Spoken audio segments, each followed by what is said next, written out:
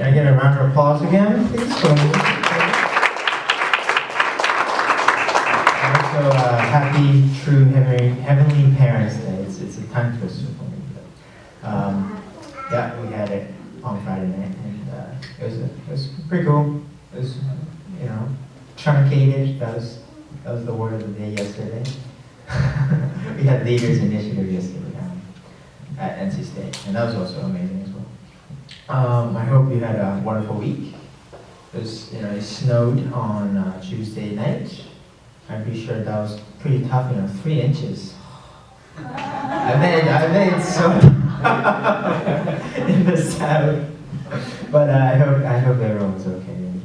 Yeah, man, it melted so good. And today we have a special sermon by one of the best, Sammy. So please welcome Sammy. Thank you.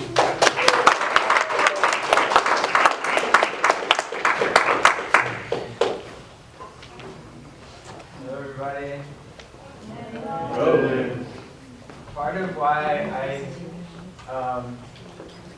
got the idea of possibly at least running for city pastor with EG was I like the idea of a kind of way of doing Sunday service. That was pretty much what I wanted to be able to do.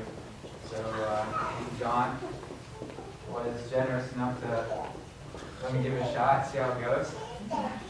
This is my first time doing something like this too. Woo! So it's learning.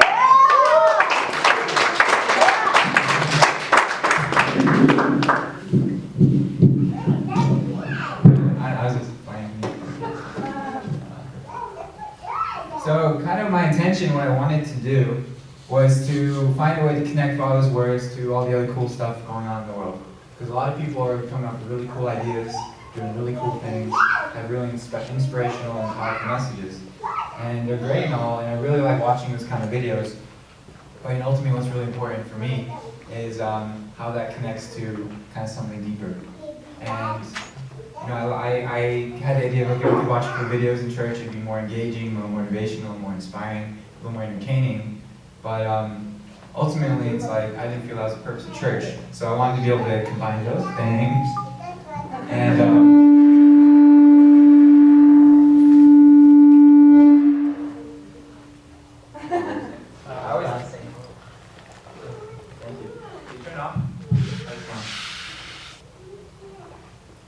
wow, I never thought that ever happened to me. All right, step first. So we'll get started. How this is gonna work? We'll start with some Father's words that I found. We'll watch a cool video, and then I'll work to kind of connect to my interpretation and how they relate with each other. And hope that everything should take less than 40 minutes. Honestly, I think it'll take less than 30 minutes, but I didn't want to, get your hopes up too high. Let's get started. According to the principle of creation, everything reaches perfection by passing through 3 ordered stages of growth: formation, growth, and completion. For example, plants mature and perfect themselves through the 3 stages: germinating, growing stems, getting leaves and stuff, and then eventually producing flowers and bearing fruit. This law applies to history as well. Often the providence of recreation has been carried out through a process of 3 stages. This is from New Essentials, Education Dot. The other one is from the Exposition of Divine Principle. For example, it is a law that if a certain providential event ends in failure, that providence can be prolonged up to a 3rd time, but will necessarily be accomplished at the 3rd stage. For example, the providence to lay the foundation for the providence of restoration was not fulfilled in Adam's family due to the failure of Cain and Abel with a substantial offering, and it was accomplished for the first time in Abraham's family only after an unsuccessful attempt in Noah's family. Likewise, we acquire various bits of knowledge through cognition, where cognition is accomplished through the 3 stages of formation, growth, and completion: the sensory stage, the understanding stage, and the rational stage. Since the sensory stage is the entrance to which information comes in from the outside, it is only the formation stage of cognition. Thinking is conducted in the growth stage of understanding. In the understanding stage, thinking is affected by information from the outside, but in the rational stage, thinking is carried out freely. Now this is going to be cool.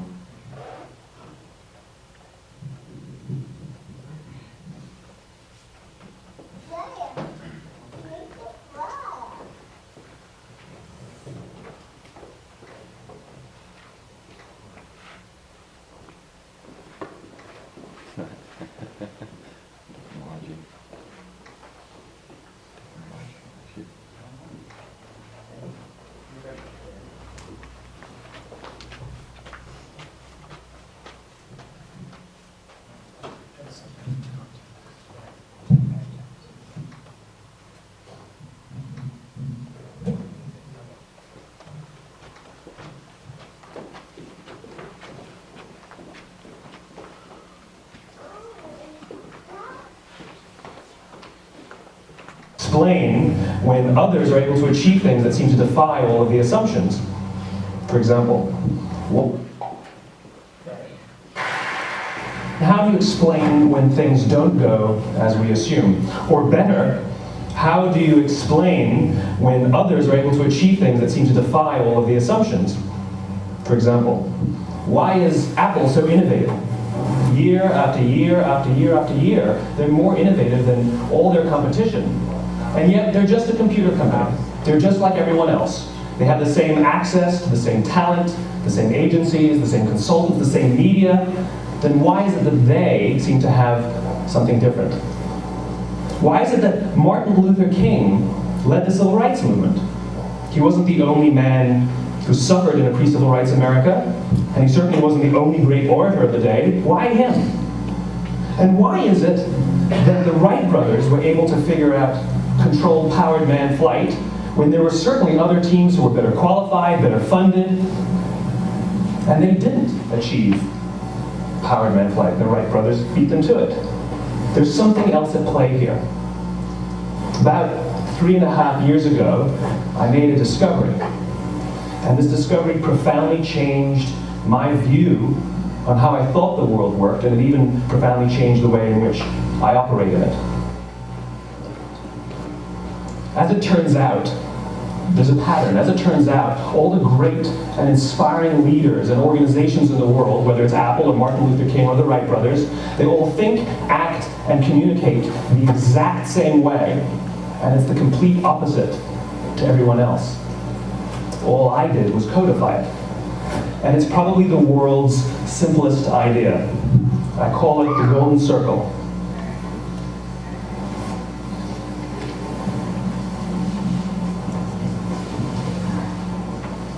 Why, how, what? This little idea explains why some organizations and some leaders are able to inspire where others aren't. Let me define the terms really quickly. Every single person, every single organization on the planet knows what they do, 100%. Some know how they do it, whether you call it your differentiating value proposition or your proprietary process or your USP. But very, very few people or organizations know why they do what they do. And by why, I don't mean to make a profit. That's a result. It's always a result. By why, I mean what's your purpose? What's your cause? What's your belief? Why does your organization exist? Why do you get out of bed in the morning? And why should anyone care?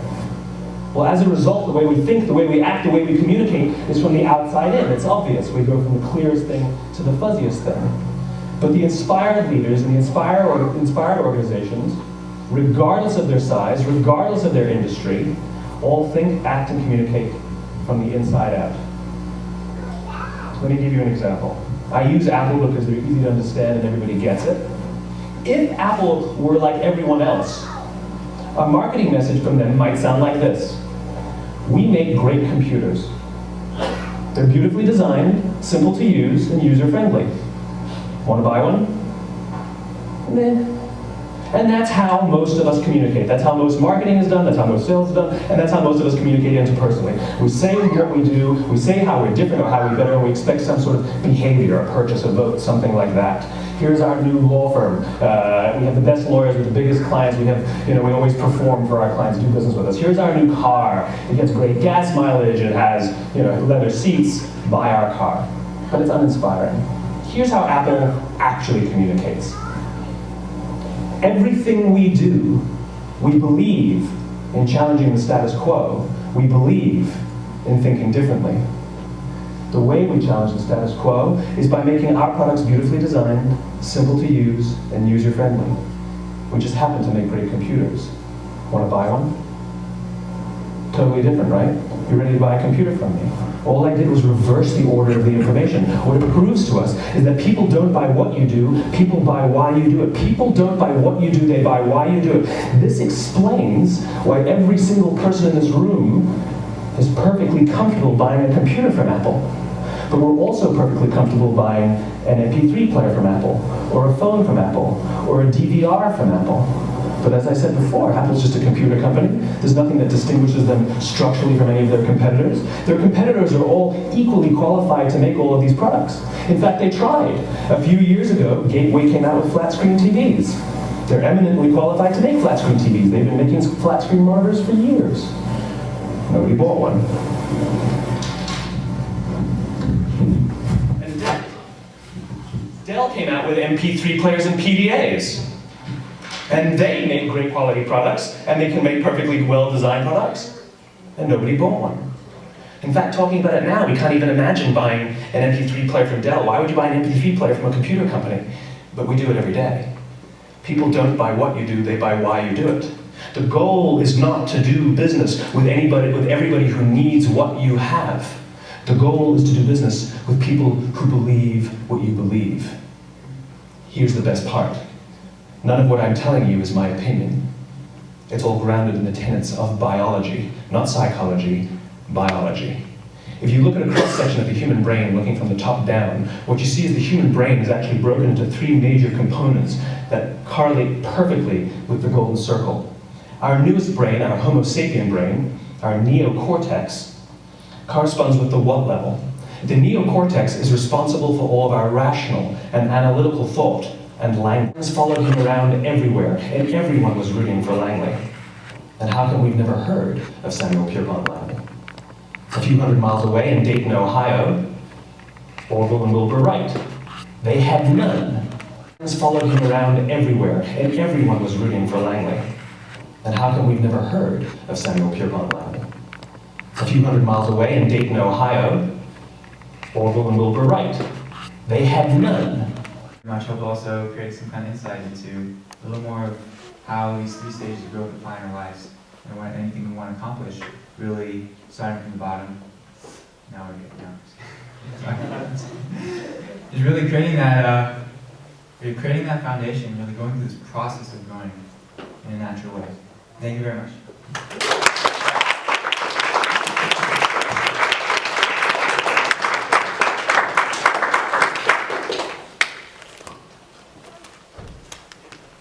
Thank you, Sammy.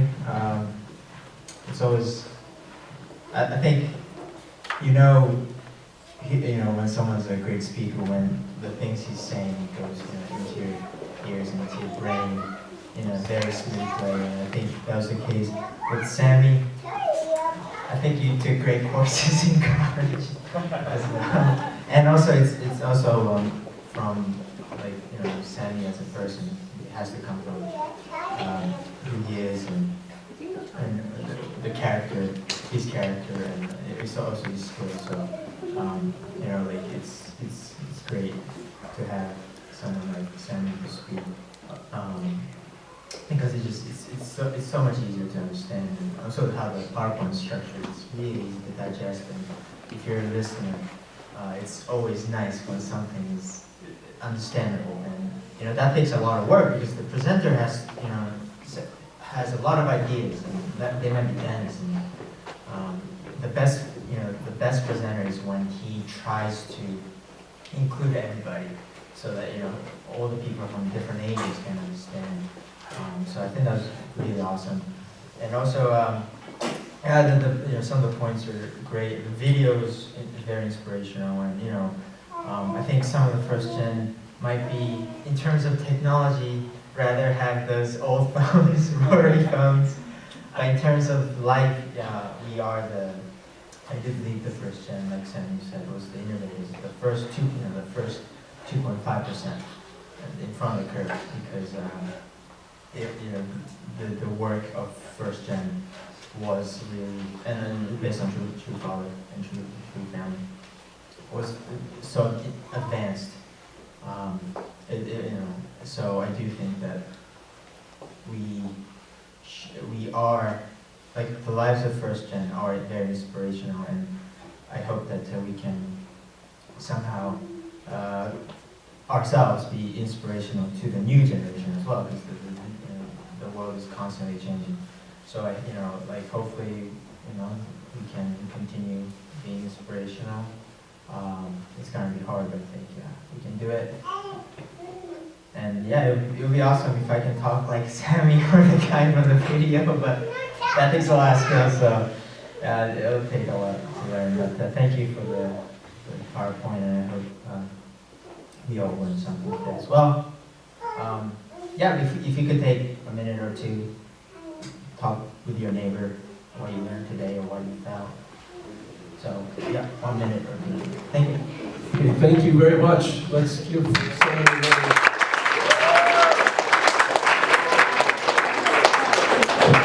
we really pray and think about what he was saying, and really it goes to the core of why we have something so valuable and something so precious to share with people. Because the divine principle is at the root, it is a teaching how can we connect to the living God. And God is deep inside of ourselves. And when we become people of true love, then we become attractive.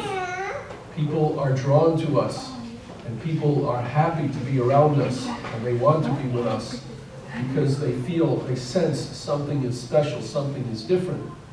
And that something that's special and different is we're not trying to take something from someone. We're trying to really help someone become their true selves and find something so valuable and so precious that's really at the core of who we are. And that's what when I'm around the second generation. Yesterday, I had the opportunity to go to the new library on state campus. Hunt. God, I thought I was walking into the future. I can't even describe it. It had windows that you could press buttons and suddenly they were clear or suddenly they were solid, and there were all these innovative tables and chairs, and everyone had computers and access to all kinds of, some rooms were entirely whiteboards, the entire wall was whiteboards, and there was a gaming room that had just, the whole wall was televisions and computer-sized things, and people had access. There was computerized drawing boards and everything, and this just is huge, huge library. And I've never been in it before. I guess it's pretty new. And it was just, I really felt like I had kind of walked into Ender's Game or one of these futuristic movies where, the guy that's in the future has to figure out what he's going to do to get rid of this oppressive government. We've seen all these movies all the time. But it was wonderful. But the best thing about it was that all of the second gen gathered and had a chance to share with each other. And I want to apologize to them. I was long-winded again, like I get. But we shared and spent time talking with each other. And really, these are young brothers and sisters, our young sons and daughters. I think it's just wonderful. They are such good people. And at the core is the identity. They're finding their true identity as a true son and a true daughter. And just like Sammy was explaining, that we have to change our thinking. We have to think from the inside out. And then this world is really going to change. That tipping point is coming. The first generation, we did what we had to do. And now the second generation is they're starting to kind of figure it out. In one sense, they're kind of moving away from us.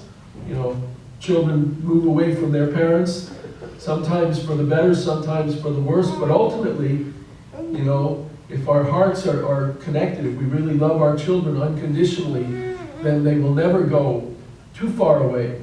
But the fact is that our movement, it has to go through this process. There's a process that's going on, and our movement is moving from just a core 2 or 3 or 5% out into and connecting to the rest of the world.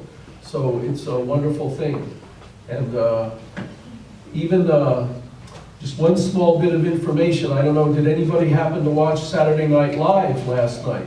Okay. I'm sorry, I did not see it, but was there a presentation by Imagine Dragons. Yes. Okay, say it out loud.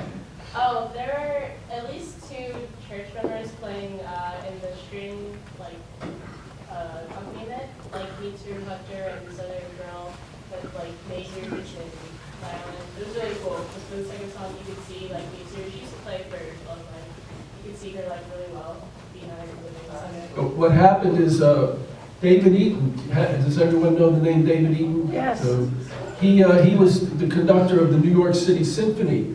Well, 16 or 19, I don't know, 16 members of the New York City Symphony accompanied Imagine Dragons last night on Saturday Night Live, and 3 of the members of the New York City Symphony are our second gen.